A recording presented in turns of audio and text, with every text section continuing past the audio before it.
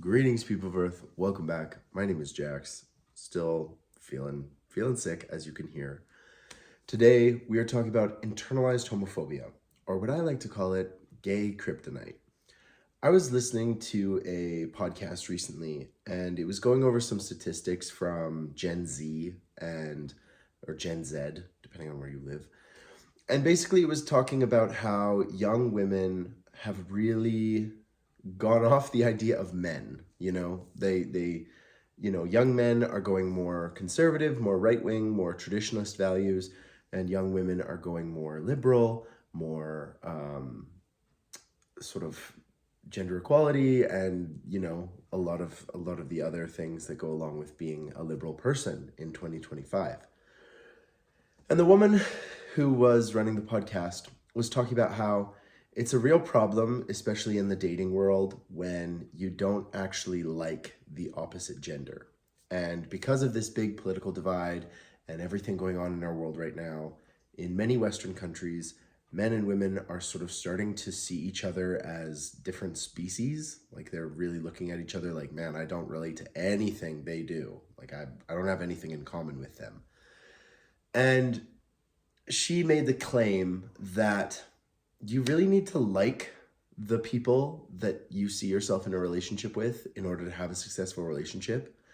And that got me thinking about gay people and how a huge portion of the gay community actively dislikes themselves and dislikes everything that their gender stands for. And specifically gay men. I think gay men have this internalized homophobia where, they're kind of like slay queen and they hate like masculine men. They hate men in general. And they also lump it in with being gay, and they have a lot of self-hatred for who they are, their identity, how they were made, born this way, whatever you want to say. And it got me thinking about the effects of internalized homophobia on dating, on how we form relationships. And I think if you actively dislike who you are as a person and you're trying to find someone out there in the world to love you and like you and build a relationship with you, you've suddenly had this huge obstacle put up in front of you, either by your own doing or by society's doing. And it can make dating and forming relationships within the gay community almost impossible. I have been on dates with guys who really actively dislike themselves for being gay. They look at it as sinful, as immoral. They wish that they could just press a button and, become different. I often ask the person I'm going on a date with, if you could be straight, would you? And I've gone back and forth on this question. I think a few years ago I would have said, yes, I'll flip that switch. Let me be straight. Let me be normal. Society is built for heterosexual couples and relationships. I would like it to be easier. And I really have gone back on that as I've gotten older and really started to like myself, like my own company, like who I am as a person. I don't see myself as some immoral, antichrist. And today, if I was presented with that switch, I would absolutely walk away. I'm very happy with who I am. I like being gay. I think there are a lot of advantages. I think there are a lot of upsides. Granted, I'm saying that from a place of privilege, obviously. And, if you come to a different conclusion, that is totally up to you. But no matter what, you cannot debate the fact that if you wish you were something different, that means you don't like who you are right now. And as far as I know, there is no switch that will turn you straight. There is no magic pill. There's no vitamin you can take. There's no exercise regime. There's no diet. There's no scientific procedure that will make you fit into society. And this can be applied to any kind of characteristic that makes you unique, whether it's your personality, it's your DNA, whether it's what you just fundamentally like doing, your hobbies, your interests. There is nothing that will fundamentally change those things. And anyone who tells you that they have some magic recipe to change you is not telling the truth.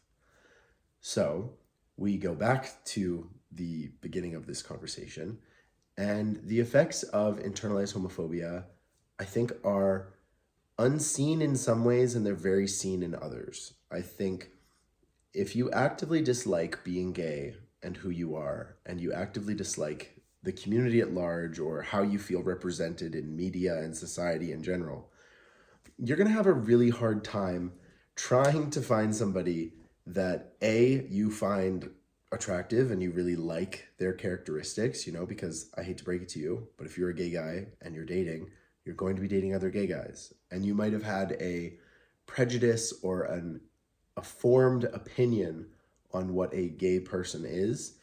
And that can make dating so much harder, because if you're not accepting yourself, how are you supposed to accept someone else? And that is why I call it gay kryptonite, because gay relationships face a huge upward battle in terms of social acceptance, pressure from your family,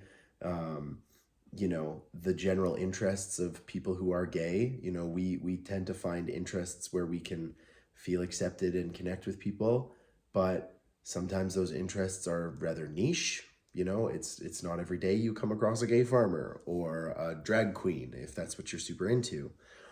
And so dating in the gay community becomes this, not only is it difficult to find somebody who is interested in what you're interested in, but it is also hard to find somebody who likes themselves and gay people as a whole. And then you're also dealing with this internal battle inside of you thinking, I really don't like myself. I really don't like being gay. What am I supposed to do? And I can tell you from personal experience, dating people who don't actually like being gay, deep down, if you get them into a deep conversation at like 2 a.m., or maybe they're just a super honest person and they'll tell you, I don't like being gay. Dating those people is very difficult, because fundamentally, if they have a problem with being gay, they have a fundamental problem with you. And it's really hard to date someone who has a fundamental problem with who you are as a person, even if they also have this exact same characteristic. So how do you defeat the kryptonite? How do you get over internalized homophobia? If I knew the perfect answer for this, I would be making a lot of money, or I would be, shouting it from the rooftops, hoping that everyone would catch on. But I can tell you how I got over it. And it wasn't some spiritual book. It wasn't some diet plan. It wasn't some, surgery. It's this slow process of accepting, this is who I am.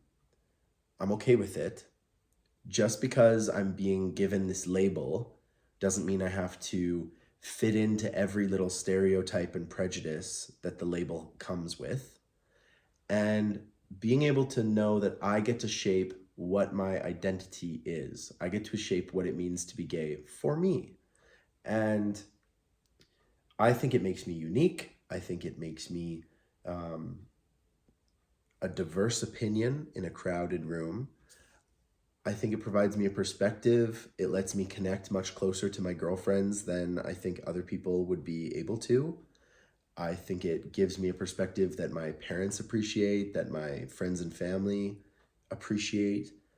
And at the end of the day, it's just a small factor in who I am. And I think this is really not stressed enough. Your characteristic of being gay does not have to define how you live your life, how you see your life, or what is going to happen. And I think all you have to do is look around to your role models, to other people who are gay who have come before you, and you can understand that gay people get to make their lives exactly how they want to make their lives. You do not have to fill the stereotypes of drag race and pride parades and brunch and mimosas. I will admit some of that stuff is awesome and I love it and I absolutely embrace it. But all of it is not totally fitting me to a T. I have a diverse group of interests and hobbies, and being gay just happens to be a little personality trait, a little characteristic of my DNA that makes me who I am. And I think that's the most effective way to remove this internalized homophobia. Because if you ask yourself the question, if you could flip the switch, would you be straight? And you immediately say yes and you're going for that switch, you might want to ask yourself why. And some of these factors are going to be things you can't control. It can be social acceptance. It can be the fear of losing rights. It can be wanting to have a family. There can be a huge number of motivations for why you want to be straight. But I encourage you to question them and to question those motivations and say, okay, well, just because I'm gay doesn't mean I can't have a family. And maybe if my social circle doesn't really accept being gay, maybe I need a new social circle. So there's always ways that you can kind of critically think about your motives and your reasons for why you might have this homophobia, why you might have these views that are not exactly congruent with who you are as a person. And just starting to kind of chip away at them and think, you know what? I can't change who I am. So maybe I have to change the other factors around it. You know, if there's a broken wheel, you don't fix the axle, you fix the wheel. If you don't throw the whole wagon out. You know, you have options to mend and bend and reform and reforge who you want to be and exactly why you're questioning your existence. Because like I said, there's no changing you from gay to straight. That's a lie. It's not real. You can dive into the data and the research, and you can see little examples of people who now live in a nunnery or a church, and they swear up and down that they're cured. They're not. It's not a thing. If it was, everyone would be doing it. But let's just take a moment to appreciate who we are as people and to love ourselves and to love everyone else who is just as unique and special. That's my take on internalized homophobia, the kryptonite within us all, you know, the self-doubt, the thing that keeps us back. Because in all honesty, a huge part of life is just confidence and vibes. And if you're letting something like that ruin your vibe and destroy your confidence, people are going to see it. And in all honesty, if you're sitting across from me at a coffee shop and you're talking about how much you hate being gay, you're going to scare me away. You're going to scare a lot of them away. The smart ones know that they don't want to be with someone who doesn't like themselves. It's that easy. Let me know what you think about internalized homophobia, how it holds us back, if you have a different take on it, if you have a different interpretation of exactly what makes us who we are and why are we like this. I'd love to hear it. Be respectful.